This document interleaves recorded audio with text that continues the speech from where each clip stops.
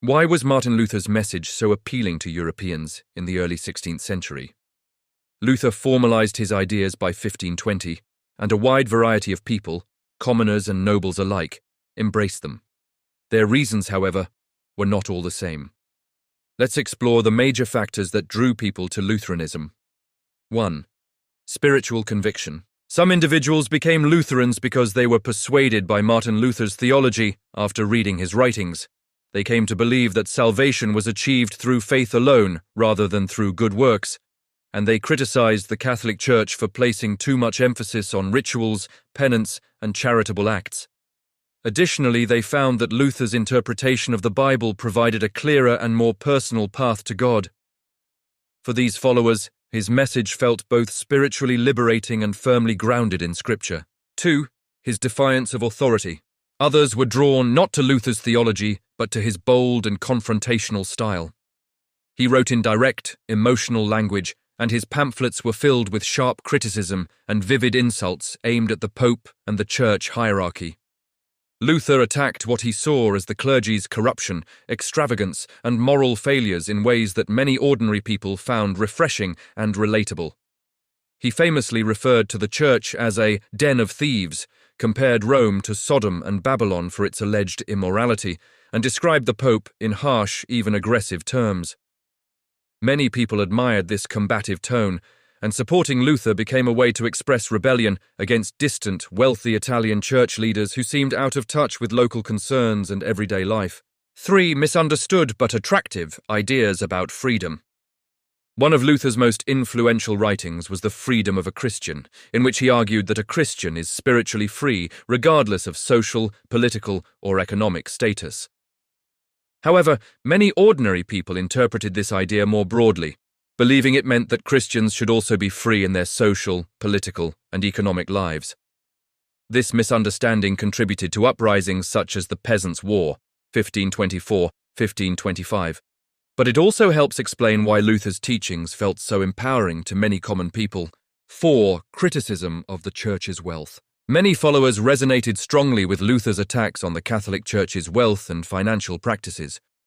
The Church collected taxes from the population but did not pay taxes itself, and many Germans believed that Rome was draining money from their regions for its own benefit. At the same time, ordinary people often struggled economically, while the Church appeared wealthy and extravagant. Luther's criticism tapped into this widespread resentment, particularly in Germany, where the Church was increasingly seen as a foreign power extracting local resources rather than serving the needs of the people. 5. The prince's political and economic motives. For many nobles and political leaders, Lutheranism presented enormous opportunities as well as religious change. Luther had argued that secular rulers should take the lead in governing the Church within their own territories, and many princes recognized the practical advantages of this idea. By adopting Lutheranism, they could seize church property, redirect the tithe into their own treasuries, control church appointments, reduce or eliminate papal influence, and expand their authority over institutions such as education, hospitals, and poor relief that had previously been managed by the Church. For rulers seeking greater independence and additional resources, these benefits were highly appealing. Luther also appealed to rising German nationalism. In his 1520 work, Address to the Christian Nobility of the German Nation, he urged princes to take control of the Church in Germany, remove what he portrayed as foreign Italian influence, and stop the flow of German wealth to Rome.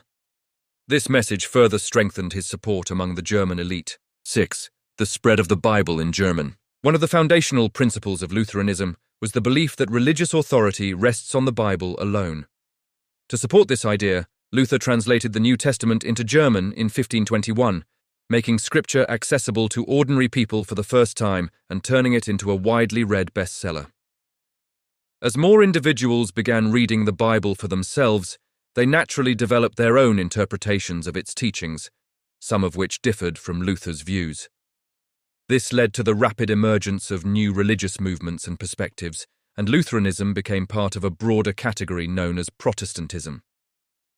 From the very beginning, the Reformation was not a single unified movement, but rather a collection of diverse interpretations of the Christian faith. Luther's appeal was broad and attracted a diverse range of followers for different reasons. Spiritual seekers were drawn to his message of salvation by faith alone, while many ordinary people admired his bold defiance and outspoken attacks on corruption within the church. Princes and nobles recognized in his ideas an opportunity to expand their power and gain greater independence from Rome, and German nationalists appreciated his criticisms of Italian influence over their religious and financial affairs. At the same time, those who began reading scripture for themselves found a new sense of personal empowerment through his German translation of the New Testament, further widening the reach and impact of his ideas. Because Luther's message attracted people for so many different reasons, not all theological, the Reformation quickly grew into a mass movement that reshaped Europe and permanently altered the Christian world.